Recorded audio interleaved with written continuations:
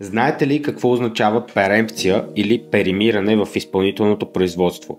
Днес отново сме тук, за да обясним този юридически термин в рамките на 30 секунди. Ако искате да научите, останете до край.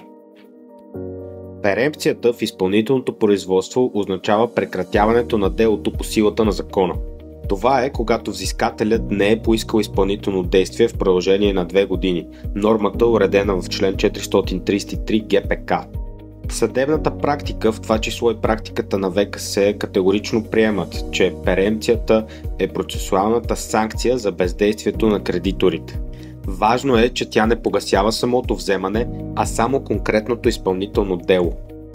В резултат, длъжникът се освобождава от висящо изпълнение, но кредиторът може да започне ново дело, ако вземането му не е погасено по давност или не е платено. Коментирайте какъв да бъде следващия 30 секунди термин.